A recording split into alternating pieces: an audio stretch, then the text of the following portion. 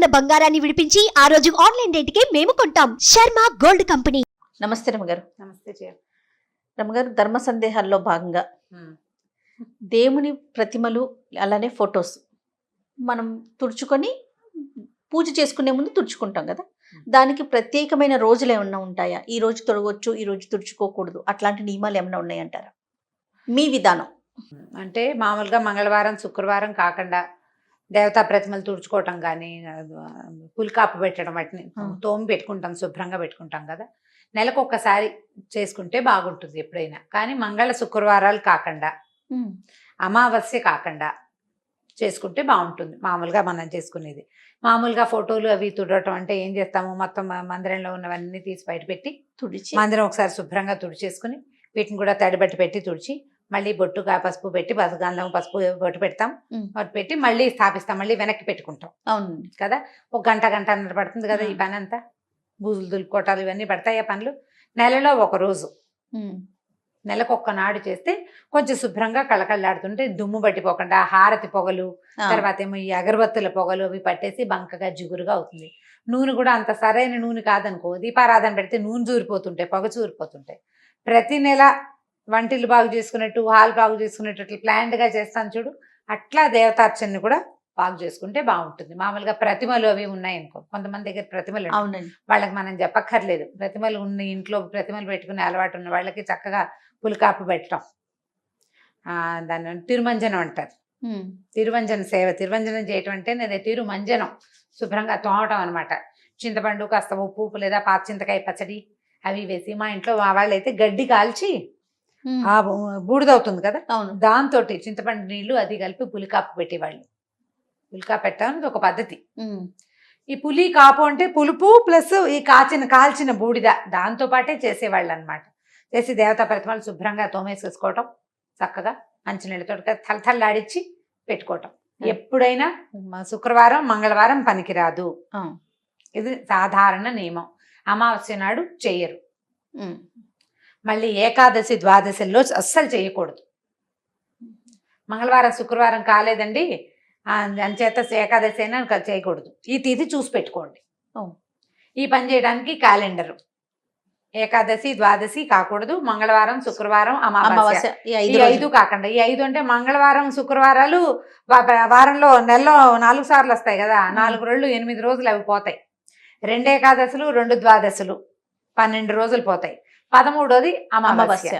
ఇవి కాకుండా, ఇదే కాకుండా మీ ఇంట్లో పెద్దవాళ్ళకి ఏదైనా ప్రత్యేకమైన పద్ధతి ఉంటే ఫలానా తిథిలో చేయాలన్న నియమం ఇంట్లో అమ్మమ్మలతో నాయనమ్మల దగ్గర ఉంటుంది, కనుక్కొని చేసుకోవచ్చు. ఓకే, అడిగి చేసుకోవటమే.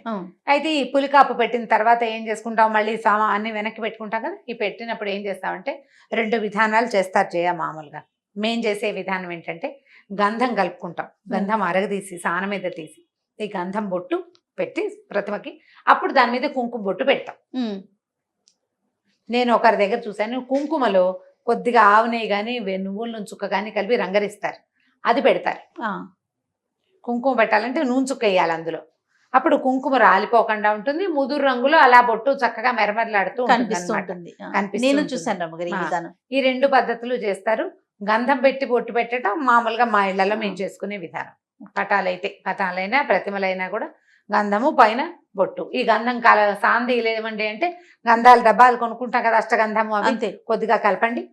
గంధం కొంచెం కలిపి గంధపు చుక్క పెట్టడం, దాని మీద కుంకుమ అతితే చక్కగా కుంకుమ రాలిపోకుండా ఉంటుంది, చక్కగా చూడ్డానికి బాగా అతుక్కుంటుంది. గంధము కుంకుమ 2 అర్పించిన ఫలితం కూడా లభిస్తుంది.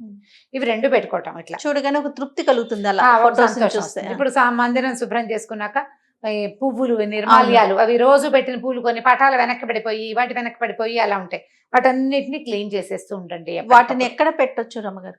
పువ్వుల నిర్మాల్యాన్ని మామూలుగా మనకి పువ్వుల కుండీలు పువ్వుల చెట్లు ఉంటే వాటి మొదళ్లలో వేసేసుకోవచ్చు.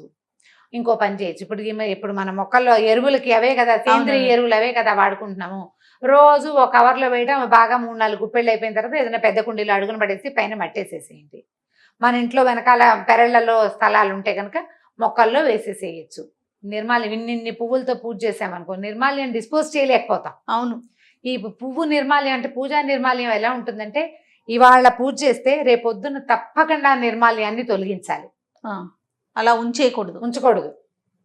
నిన్నటి పువ్వులు ఇవాళ ఉంచకూడదు, అది నియమం. ఆ పువ్వు తీసేసి ఫ్రెష్ పువ్వులు పెట్టా. మన దగ్గర ఎక్కువ పూలు, రెండే పెట్టుకో. రోజువారీ నిండుగా పువ్వులతో పూజ చేస్తే చామంతులు అవి ఇంతంత ఉంటాయి చూడు, పెద్ద పెద్ద చామంతులు వచ్చినప్పుడు అవి కదలవు మెదలవు, వారమైనా అలాగే పచ్చగా మెరమరలాడుతూ ఉంటాయి. అవును. ఇప్పుడు మనం ఏం చేస్తాం, ఇవాళ పెట్టామా, ఇందాక నువ్వు అడిగిన డౌట్ చెప్తాను, ఇవి పెట్టాము, పెట్టిన తర్వాత ఈ రెండో రోజు కూడా పువ్వు అలాగే ఉంటుంది, ప్లాస్టిక్ పువ్వులే. తీయబుద్ధి కాదు, బాగుంది కదా అనిపిస్తుంది, కానీ ఆ పద్ధతి చేయకూడదు, తీసివేయాలి. పువ్వు అందంగా ఉందా లేదా అని కాదు, నువ్వు పెట్టిన రోజు రాత్రి గడిచిందా లేదా అనేది నియమం. మీకు ఆ పువ్వులు పచ్చగా ఉన్నాయి, పారే బుద్ధి లేదు, అలా అయితే ఓ పని చేయండి, చక్కగా ఆ పువ్వులు నిర్మాల్యం తీసి ఓ చిన్న ప్లేట్లో కాసి నీళ్ళు పోసి ఆ నీళ్ళలో వేసి హాల్లో పెట్టుకోండి. 4 రోజులు పువ్వులు కళకళలాడుతూ ఉంటాయి, టేబుల్ మీద బాగానే ఉంటుంది, అవేం పాడవ్వవు కదా, ఎక్కువ రోజులు ఉంటాయి. టేబుల్ మీద పెట్టుకోవచ్చు, కింద పెడితే తొక్కుతాం, టేబుల్ మీద పెట్టుకోవడానికి దేవుడి నిర్మాల్యాన్ని అలా పెట్టచ్చు, ఏం తప్పలేదు, ఏమీ తప్పలేదు. కానీ పువ్వు బాగుందని ఉంచకూడదు. మందారాలు, గులాబీలు, చామంతులు ఇప్పుడు వచ్చేవన్నీ కూడా ప్లాస్టిక్ లాగానే ఉంటుంది, చక్కగా అలా ఉండిపోతుంది. వారం రోజులైనా ఆ పువ్వు అలాగే ఉంటుంది, చెక్కు. అవునండి. నేనైతే అవి ఎక్కువ కొన్న చేయ, ఆ పువ్వులే ఎక్కువ ఉన్నాయి అనుకో, అవి 2 పూలే పెడతాను. ఏవో చిన్న శంఖ పూలు, మందారాలు వాటితో పూజ చేసుకుంటే సరిపోతుంది. రోజువారీ పూజ ఇన్ని పువ్వులతో చేస్తే అదంతా నిర్మాల్యాన్ని చెల్లించలేక దుంపదగిపోతుంది. పూజ చేసిన ఫలితం అంతా ఈ నిర్మాల్యాన్ని అలక్ష్యంగా పడేస్తే ఎక్కువ పాపం వస్తుంది. అలక్ష్యం చేయకూడదు, దాన్ని జాగ్రత్త చేయాలి, తొక్కే చోట వేయకూడదు, తొక్కకుండా ఉండే చోట పెట్టుకోవాలి. కుండీలు ఈజీ మనకి, ప్రతి కుండీలో ఎంతో కొంత ఖాళీ ఉంటుంది, కొద్దిగా మట్టి తొలగ తీసి పువ్వులు వేసేసి పైన మట్టి లాగేసినా కూడా 4 రోజుల్లో కూలిపోతుంది, మన మొక్కలకి సత్తువ అవుతుంది. తొక్కక్కర్లేకుండా సరిపోతుంది. పెద్ద మొక్కలు ఉంటే మరీ మంచిది, అందులో వేసేసేయటం అడుగున, లేదా మనకి పెరట్లో కాస్త ఖాళీ స్థలం ఉంటే ఒక చోట కాస్త గొయ్యిదే పెట్టుకొని రోజు పువ్వులు అందులో వేసేసి ఎప్పుడో ఒక రోజు అది మూసేస్తే ఒక 2-3 నెలల తర్వాత అది ఎరువైపోతుంది ఆ ప్రాంతం. అది తవ్వి ఇంకో చోట పెట్టుకోవచ్చు, లేదా ఆ ప్రాంతంలోనే కొత్త మొక్క పెడితే కింద ఉన్న సత్తువుతోటి బ్రహ్మాండంగా మొక్క వచ్చేస్తుంది, మొక్కలు బాగా వస్తాయి. ఇలా ప్లాన్ చేసుకోండి. నిర్మాల్యాన్ని మాత్రం ఉంచకూడదు.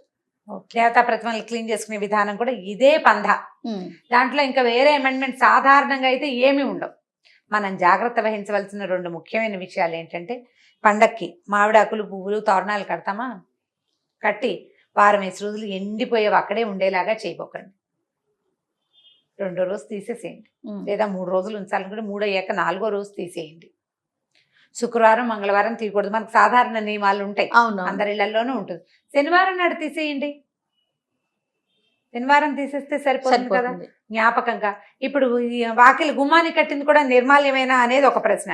గుమ్మాన్ని కట్టింది నిర్మాల్యమని భావించవలసిన అవసరం లేదు, కానీ ఈ రోజుల్లో వాటిని కూడా పారేయక్కర్ల. మన మామిడి మండలు అవి ఉంచుకుంటే ఈ పువ్వులు ఇవి ఎక్కడైతే పడేసుకుంటామో, కుండీలు వేసుకుంటాం, మామిడిగా ఆకులను కూడా నలిపేసి అందులో పడేసేయండి. కిందది తొందరగా ఎరువు అవ్వడానికి పైన ఉన్న ఎండుటాకులు యూజ్ అవుతాయి. బంతి పువ్వులు అవి పడేస్తే లాస్ట్ ఇయర్ మాకు 3 బంతి మొక్కలు వచ్చినాయి. వాటంతా అవే మొలుచుకొచ్చేసినాయి అనమాట, మెట్ల నుంచి వానలు బాగా పడ్డాక వస్తుంది. పువ్వులు పారేయక్కర్లా, వాటిని వాడేసుకోవచ్చు. మనం ఎలాగ కూర చెక్కులతోటి మనం ఎరువు చేసుకుంటున్నాం కదా, వీటితోటి కూడా చేసుకోవచ్చు. ఒకే ప్రాంతాల్లో ఉండవు, ఇవన్నీ కుండీల్లోనే ఉంటున్నాయి కాబట్టి ఈ పని చేయొచ్చు. ఇది చేయటం, ఈ దేవతార్చనతో పాటు గుమ్మానికి పసుపు రాయటం, బొట్టు పెట్టడం, అలాంటివి అలవాట్లు ఉంటాయి. వాకిట్లో ముగ్గేసుకోవటము, ఇవన్నీ కూడా ఏంటంటే మనకి మన ఇంటిని శుభ్రంగా ఉంచుకోవటం, మనకి వాతావరణంలో ఒక పవిత్రత కల్పించటం, మన బుద్ధికి సత్ప్రవర్తన నేర్పించటం, ఇది ప్రధానం. నియమం ఉండటం, నియమాలు తప్పకుండా తెల్లారు లేవగానే వాకిలు తుడిచేయాలి, తడిపెట్టేసేయాలి, లేకపోతే నీళ్ళు కడిగేసేయాలి, ముగ్గు పెట్టాలి. టైం ప్రకారం చేస్తాం కదా, దానికోసం తప్పకుండా మెలకు వచ్చేస్తుంది. అలవాటు చేసుకుంటే మంచిది. గుమ్మానికి పసుపు రాయటము, మామిడి మండలు పెట్టడం, ఇవన్నీ కూడా ఈ కరోనా రోజులు ఇప్పుడున్న నేపథ్యంలో కూడా మనకి లోపలికి జర్మ్స్ రాకుండా కుదురుతాయి. ఇప్పుడు గుమ్మానికి బొమ్మలే, మనం పువ్వులు ఏం చేసామనుకో డిజైన్, అప్పుడు ఎక్కడ రాస్తాం పసుపు? అప్పుడు పసుపు రాయలేకపోతాం. అవకాశం ఉన్న వాళ్ళు రాసుకోండి, కాస్త పసుపు రాయటము అలా చేయొచ్చు. మాకు కొంతమంది ఇదివరకు, ఇప్పుడు మా ఇంటి ఎదురుకుండా ఒక రాజస్థాన్ గాదని ఉంటారు, అనంతపురం వాళ్ళు ఉండేవాళ్ళు. ఆవిడ ప్రతిరోజు గుమ్మానికి పసుపు రాసి పెట్టి గుమ్మం వాకిట్లో పెద్ద ముగ్గేసి, ఇంత ముగ్గు చిన్నది, పసుపు కుంకాలతో వేసి గుమ్మానికే పూజ చేసుకునేది ఆవిడ. గడప గౌరి రోజు పూజ చేసేది ఆవిడ గుమ్మానికి, వాకిలి గుమ్మానికి. ఎంత శ్రద్ధగా వేసేవారో, గడప మీద కాలేయకుండా పసుపు కుంకుమ వేసి. మనం ఊళ్ళల్లో అలవాట్లు, మనకు అలవాటు ఉంటే చేసుకోవడం, ఎలాంటి అలవాటు ఉంటే అట్లా. ప్రధానంగా దీనికి ఏం చేయాలి, మనం పెద్దవాళ్ళని అడగాలి. ఫాలో అవ్వాలి.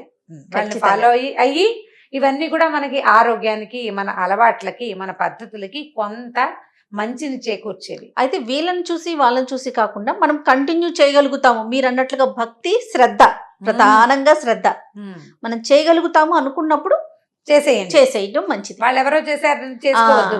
మన ఇంట్లో ఏముందో అది చేయండి. పోనీ వాళ్ళు చేశారని మీకు నచ్చింది అనుకోండి, రోజు చేసేందుకు నేర్చుకోండి. అది చేయొచ్చు. అంతే, అలవాటు అంతే. చేసేసుకుంటే బాగుంటుంది. కంటిన్యూ చేయగలిగి. కంటిన్యూ చేయాలి. రైట్ రామగారు, థ్యాంక్ యూ అండి. నమస్తే. నమస్తే జయ. ఈ వీడియో కనుక మీకు నచ్చినట్లయితే లైక్ చేయండి, షేర్ చేయండి. మరిన్ని ఇంట్రెస్టింగ్ వీడియోస్ కోసం మా ఛానల్ని సబ్స్క్రైబ్ చేసుకోండి.